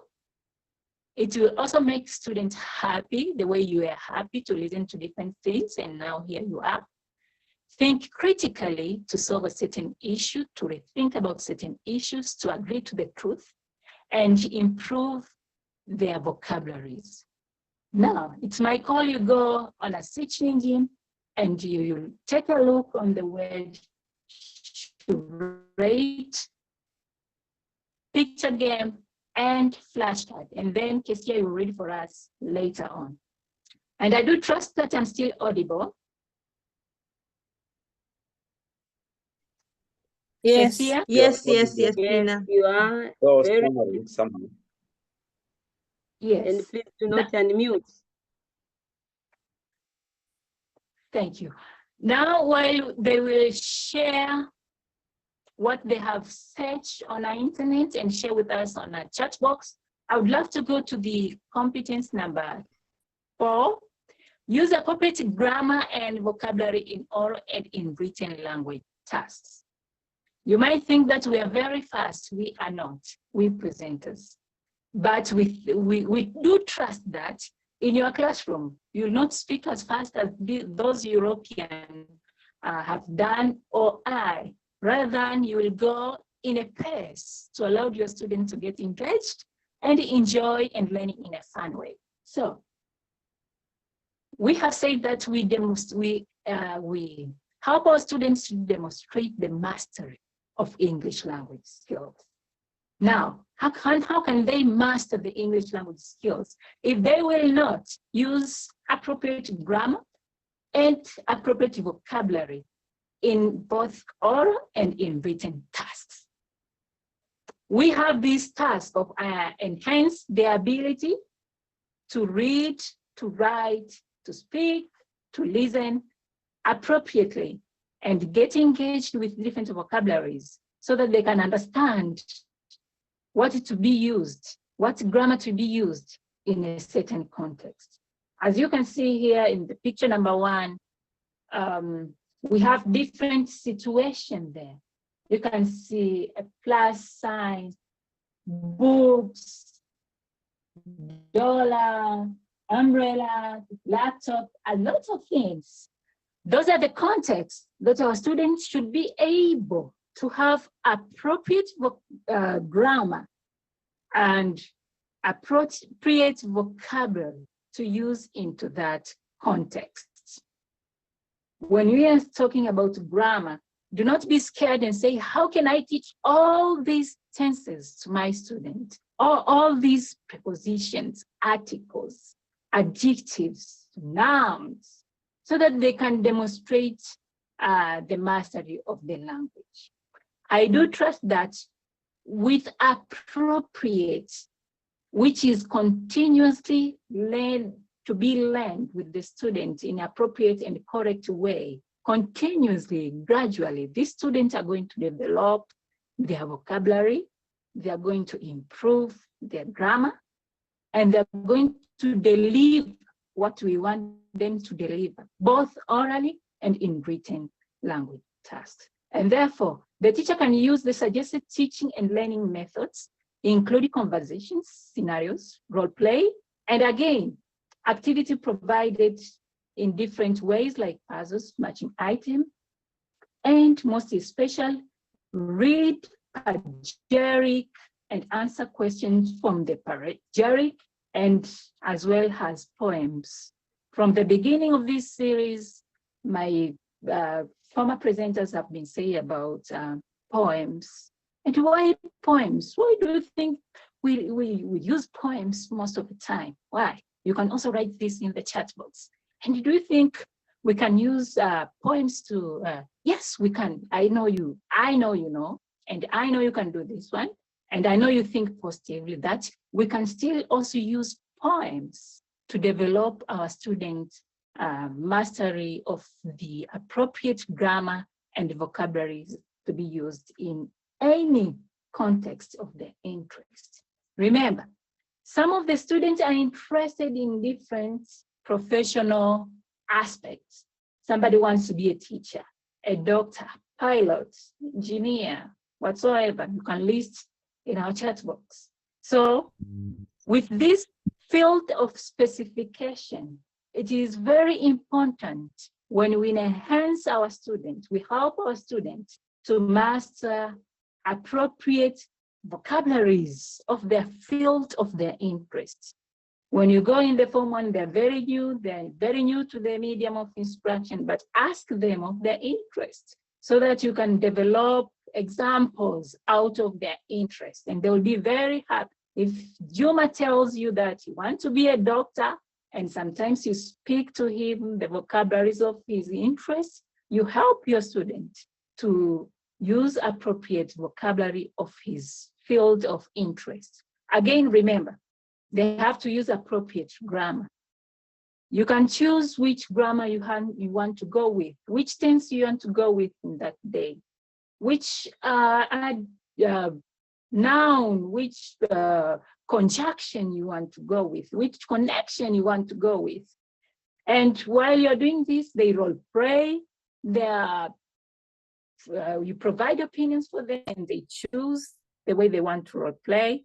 And again, you bring some scenarios in the classroom. For example, if you live in the place that you don't have an alternative source of energy, what should they do? They do the role play, act like mwenyekiti wa kijiji to solve some issues, and maybe they have water issues, and they do the role play, how the Diwani have done this one and what can be done, because some of them will be interested to be the leader of their future community. So you can share some of the example in our chat box while we proceed with this one. Again, for example, the former speaker has used the same picture, and here I am using again because it's very interesting, and it also creates a room for a student to own the language from the vocabularies that you have been helping them to develop, to build, from the vocabulary strips, from the dialogues, from the discussion, from listening to different poems, from different sources, and if possible, using the technological devices that you allow to use, to give them to use, they develop different interests. And here, it's a scenario for us to share a lot of examples and again, discuss. For example, if they work in pairs or if they work in group, and this pair make sure that there are two pairs too, yes, and they make sure that you mix the gender, English and gender corner. You mix the gender to enhance a girl ability to enhance a boy activity. You go like that. They collaborate together. They exchange ideas. And remember, you have taught them about 8 golden rules of doing the dialogue. So they will respect the truth. They will be curious. They will listen them more. And they will have time to reflect. In the type book, we have been given this poem. It's in page number 75.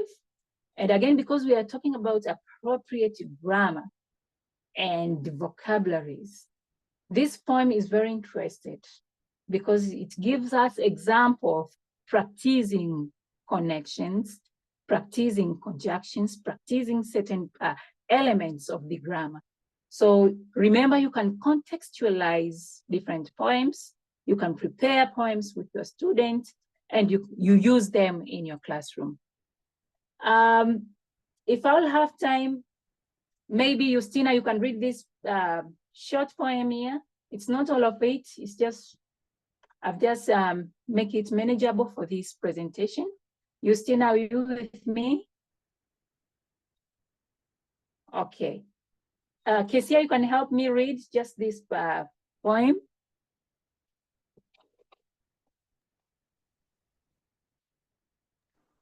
Let me try. Thank you. Once there was an ant. She lived in a field. We need the first one, the poem, not the story, the poem. Although I'm like, even though, that's one. Do I see it? Well, okay. Let me help you. I've taken some I don't see it. I don't see it. It's okay. Oh, okay, no, so no, I get you. I get you. Now I can read. I am although. I'm like even though and even if.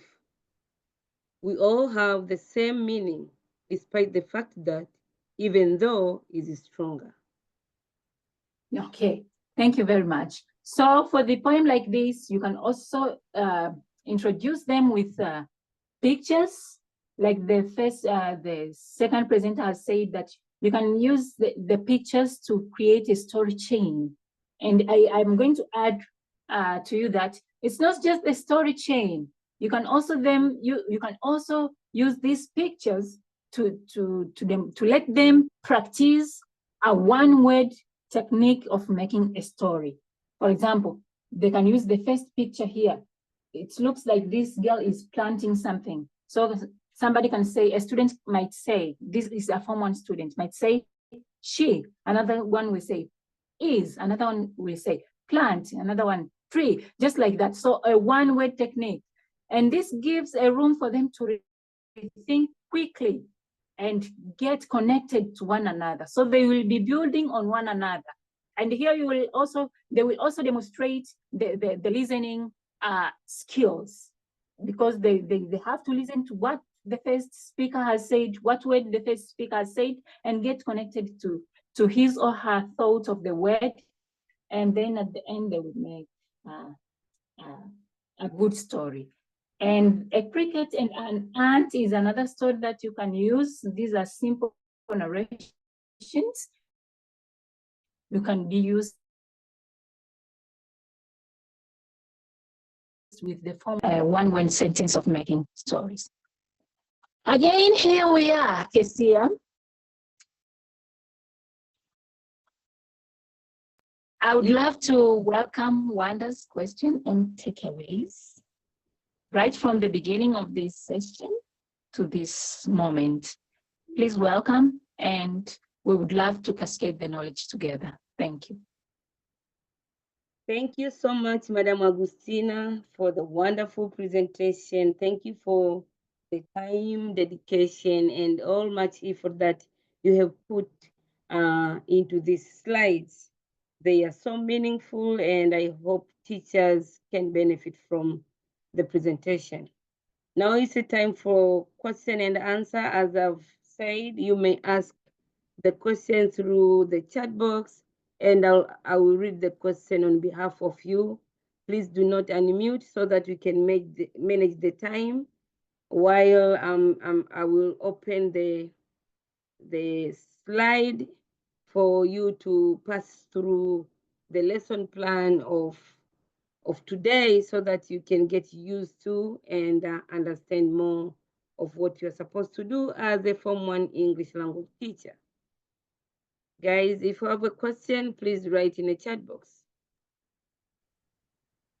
So I can see it says, thanks Agustina, such a great work. Well done, Tina Mzungu, wa Arusha.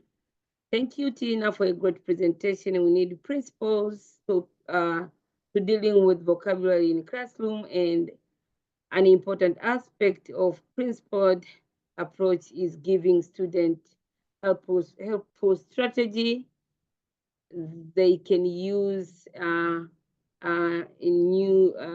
a second language. So Tina, superb. Nice presentation indeed. Congrats to you presenters. Thanks, Madam Tina. While you're keeping read case here, I have an interested wonder here from Amosi Sibwanzi. Yes. I say the problem of speaking English language is that we translate in our head, then we speak. Speaking with translating simultaneously. I do agree with you, and because their first language is Kiswahili. Now, when they shift into English, they have to Swahili English switching just like that in their brain to get the vocabulary to use or to get any word to be used. Yes. And how can you help them now to develop fluency and confidence in the use of language? We do understand that yes, we have to listen attentively and understand so that we can respond. The ability of be able to listen to what you understand will make them use the language freely, because it is not a sin to translate. Yes, sometimes we do translating from language 1 to language 2. Now, how about now you are there to help them to develop the fluency. And when you use the vocabulary strips, you use corners like weekly vocabulary, daily vocabulary. And once you are in the classroom, for example, you are now having a Form 1 classroom. How dare you allow them to tell you shikamoo mwalimu instead of good morning, good afternoon, good evening? And when you are inside the classroom, why are you allow them to say ndio instead of yes? And why are you allow them samahani mwalimu instead of please teacher? So these little activities make them get more engaged and accept. Their brain is going to, they will develop the skill gradually.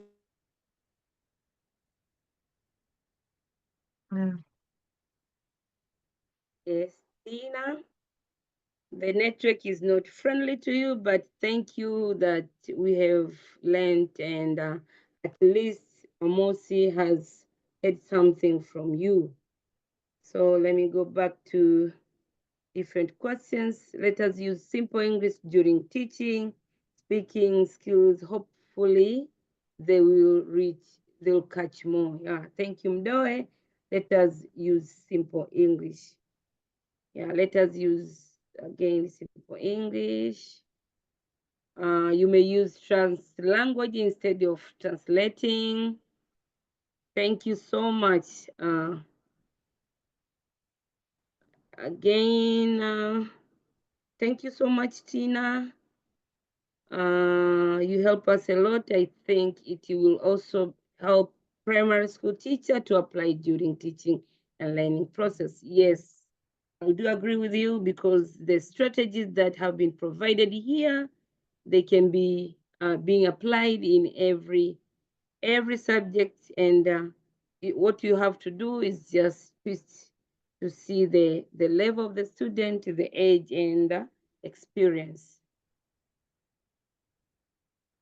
Thank you for the presentation. So while people are just appreciating the presentation, I would like Madam Agustina or Catherine or Justina to pass the audience through the lesson plan.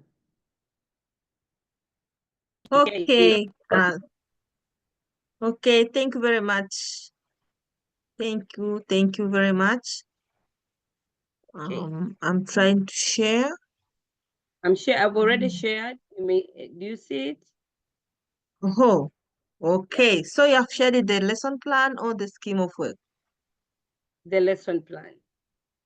Okay, thank you. I was trying to find somewhere to share, but this is the lesson plan, and we can see that in our lesson plan, we don't have any conflict on the introductory part where you are supposed to write the name of the school, the number of the participants. So every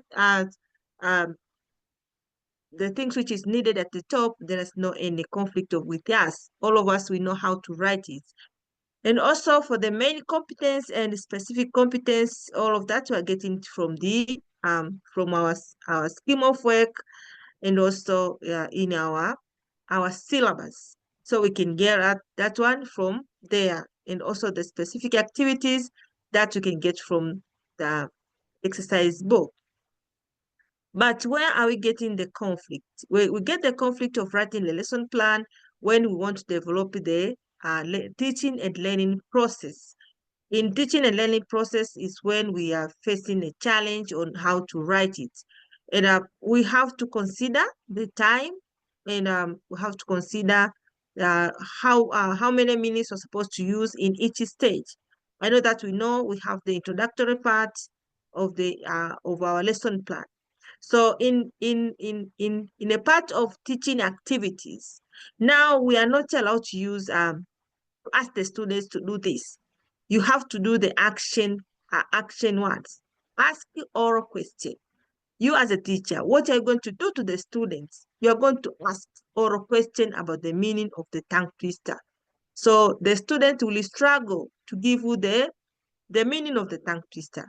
And once the students, they are struggling to give the meaning of the tongue twisters, you need to lead them, to get them to go through the meaning of the tongue twister until they get the meaning of the tongue twister. So in the learning activities, you're supposed to define the meaning of the tongue twister.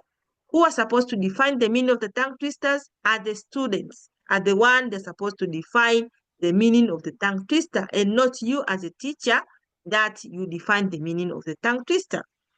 And in assessment criteria that, when you enter the classroom, remember that you have to write this assessment of the criteria when you are preparing the lesson plan, not after teaching. Rightly, once you are preparing your lesson plan is when you're supposed to write an assessment criteria. And this an assessment criteria, you have to construct, for example, the question. You have to write the question in the list. Do you remember the question tools? We have the question in the list questions. You have to prepare them. You can have the observation shadow. The observation shadow, you have to have it. That's where, what are you going to observe? So you have to prepare a paper of the thing that you want to observe to your learners. And you can have the checklist. You can have the checklist that what are you going to check to your learners. So you can prepare any tools, and that tools is when you're going to use to make an assessment. When someone is practicing, when a student being able to define the meaning of the tongue twisters, you can mark either on your checklist, you can mark either on your assessment, observation shadow, or you can mark also in your in a question and answers, that the question and answers that the students has been able to respond it. So here at the introduction part, you have to consider the E5.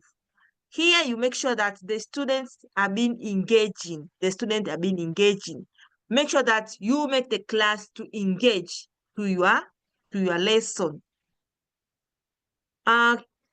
Can you go down, Kezia, to the second part of the stage?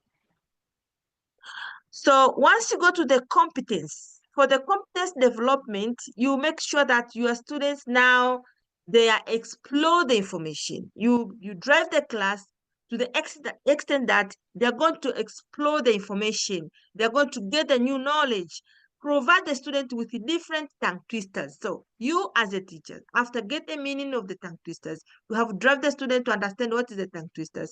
Now you have to drive them again to provide the student with different tongue twisters and assign them to read it aloud 5 times, hurry. So when they are reading 5 times Harry's, it's like they are making the plane or what. But when they are doing it as Harry, as you have planned your class, is when now they are becoming familiar with the tongue twisters while they are still remembering the meaning of the tongue twisters. And once you provide the student with different tongue twisters and assign them to read, so the activities of the students is that to read now, read the tongue twisters, not say to read. Students now, they are do the action of read the tongue twisters given with loud voice times 5 times Harry. And the criteria of an assessment, the tongue twisters were read loudly, loud voice 5 times Harry. So the tongue twisters are read by the student. So what are you doing there? You have observed that students now they read the tongue twisters. So you make the criteria to see that the students read the tongue twisters. Exactly.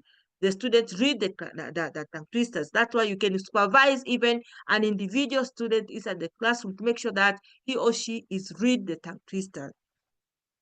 In design now, here is designing. You have to make sure that a student is designing something that can be as a backpack of what's supposed to take from home. So the student in pair to write about. So the production of the work, which has been written by the student, that is what's supposed to be taken as a backpack. The designing, the take home. So ask the student to in pair to write about the important things they have learned from the tongue twisters.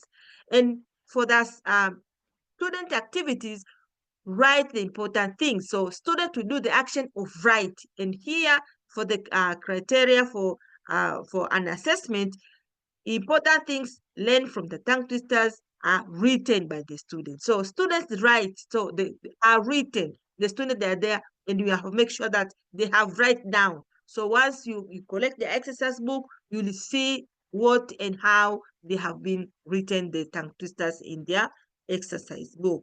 And in realization, assign one student from each pair to read what they have learned from the tongue twisters. So you assign them to read, and here is for the activities of the student, read what they have learned from the tongue twisters, and in criteria of assessment, important things learned from tongue twisters are written. But make sure that each stage you have to evaluate. Each stage you have to evaluate. Once you go to the E5, you make sure that evaluation, it is at the center. So it is goes once you explore, you have to make evaluation. Once you engage, you must make evaluation. And once you go all evaluation, you have to go to the evaluation again to make sure that everything is evaluated in each stage.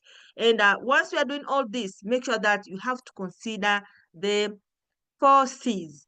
You make your class to be collaborative, you make your class to be creative, you make your class to be to communicate, to develop the communicative skills. So you have to develop the 4 C once you are doing once you are running with your lesson plan. And once you are writing a lesson plan, make sure that you consider E5 and the 4 C's. And in the remarks, you have to give the remarks of your lesson. Now, the students managed to give and read the tongue twisters. However, few students didn't manage to read the tongue twisters aloud.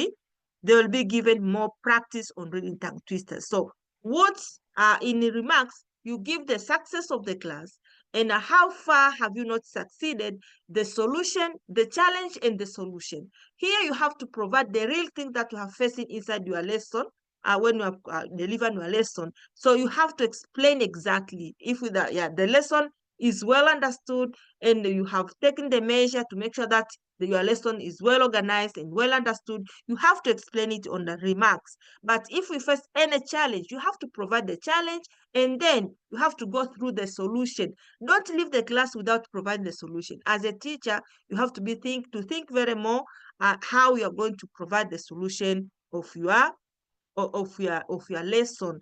And these remarks will help even other teachers and the administration to make the follow-up of making the solution of the challenge that is very difficult for the teachers to overcome by himself or herself. Okay, so that is what I have for today, Kesia. Also, we have the scheme of work. After this session, we're going to share the scheme of work of competence 1 and competence 2. But our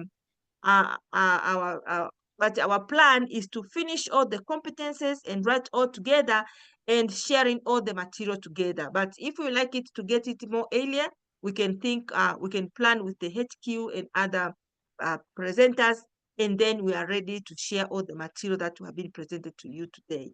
By saying so, thank you very much for your listening. Thank you very much, Kesia, for moderating us. And thank everyone for coming and joining our presentation this evening. Thank you. I love you. Madam Catherine, before ending. Yes, Justina. Yes, I'll give one chance to you, Justina. Only one chance. Yes. Yeah, 1 minute. In this presentation, in today's presentation, we have used this song and other learning and teaching resources. And just to clear the doubts and to avoid plagiarism, these songs which we have used in this presentation are not ours. We are not the composers of these songs. These songs used in this presentation have been retrieved from YouTube to be used as teaching and the learning resources. And it has all the necessary copyright information. So these songs which we have used are not ours. Some of the pictures we have retrieved them from Thai books and others from internet, but especially for the songs, they have all copyright information and we got them from YouTube. Thank you so much, Justina. Yeah. Now it's time for Q&A. I'll just give you two people to ask a question, and we'll proceed asking questions through TELTA media group because of the time we have consumed a lot of time and people are tired. So Petro, if you have questions, the floor is yours.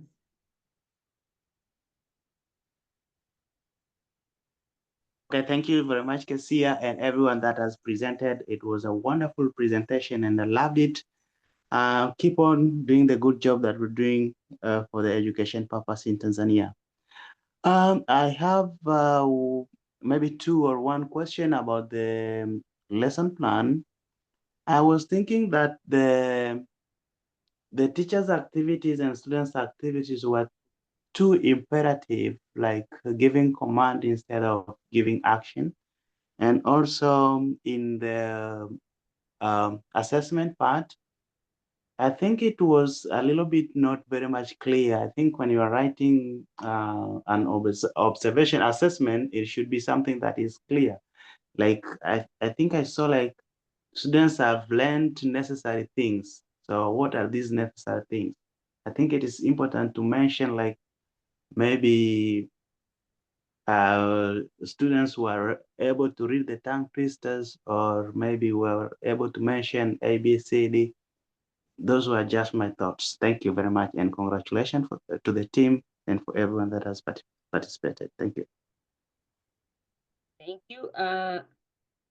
Who can elaborate from the Petro's question? Yeah, thanks so much, Petro. The first explanation that you gave, that is obviously correct. If you are using the verb, that means you are commanding. So in teachers' activities, we have to command the student to do something, and the students, they should respond. And what are you looking there? You look if the students, they are responding. That's why you take the action that the student read the story is read. So what is criteria of evaluation? We have learned this from the Thai workshop. As we know, this is improve the curriculum, and we asked this several times that we used to write that maybe the story, well, maybe the tongue twisters were reading by the students, and you check if that is what were being written in the previous time. But now they have changed from that position. You have to make sure that the sentence is not like in a passive. It's like shairi limeimbwa. Shairi limeimbwa in Kiswahili. Give the students shairi, they sing, they recite the poem. You see the poem was recited, then huku mwisho utasema shairi limeimbwa. But in English you're supposed to be more, is like a passive but not a passive, like the things which is exactly that you have observed inside the classroom. That is what our facilitators told us during the workshop. But if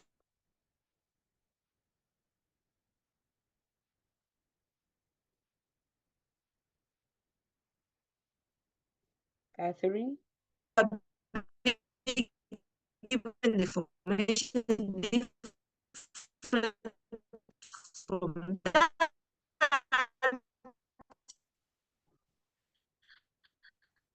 Network indeed. I don't know how to explain it, but that is what I have taken from the workshop which have been attended.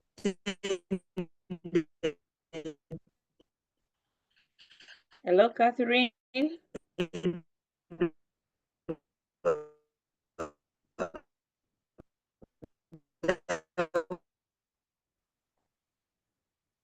you go to the chat? You're not audible enough, but we can go to the chat box and see if there is another question. I'll give one chance, then we will close the session and continue asking questions through TELTA National Group. So Petro, there are some changes now. We have a curriculum known as the improved curriculum, and there are some slight changes on how to write scheme of work and how to write lesson plan. And these are some of the observations that you have seen. And please adhere with that. And little by little, we can get used to it and continue practicing in teaching. So thank you so much. Wow, thank you. Now, this comes to an end of this presentation. Thank you guys for your patience. Staying here for 3 hours, for 3.5 hours is not a joke. And this shows that how serious we are. We are looking for new things to learn. We are looking for us as teachers to upgrade ourselves and make sure that we are not left behind. As we learned previous topic, which was about how to use different digital tools to enhance learning as the first competence. And today we passed through the second competence, and it was so long. It has a lot of activities, but thank God that we have made it. I truly appreciate new team from Songwe. They are here. We have new chapter from Songwe. Happy God, thank you so much for that good work you have done this week. He went to Songwe and opened the new chapter there. So ladies and gentlemen, a round of applause to Songwe people who are here. This is TELTA, and this is how we are doing. Welcome and enjoy every bit of it. You'll never regret it. Thank you so much. And thank you again for those who were open to provide OER materials so that we can use freely. And here we are enjoying using the material freely. And as Justina said, the videos that we have used are not ours. We retrieve it from YouTube and other resources. So we truly appreciate those people who take their time to prepare the video for us so that we can use for our students. And thank you so much. And without further ado, I hope everybody can be ready to open up their video so that we can take the good picture for more, for future use, and enjoy the rest of the day. So can you please open the video, and Tina, do the needful, please. Open the video so that you can see, we can capture your face. Thank you. Thank you, Let us everybody. see your beautiful faces, please. And Thank you for coming. Thank you show for the joining us. reaction Thank like you, that. everyone. Open your video and expressing the reaction. So That is the nicely. Thanks importance so of much, Happy God. attitude even for our students. Just like that. Thank A you, lot of Songwe. love. Welcome, welcome, Songwe. People are Sangwe, you're welcoming you. welcome. Welcome Naetwe, so thank you for much. coming. Yeah, Mahona, my brother from thank Tabora. you. Okay, I hope Tina you are done with it. Are you Tina, done, waiting for Tina? you. Yes, almost. Thank you so much. Take as many as you can, Tina. You know Yes. that I love pictures. Thank you, everyone. Okay, thanks so much, Samuel, for coming and joining us.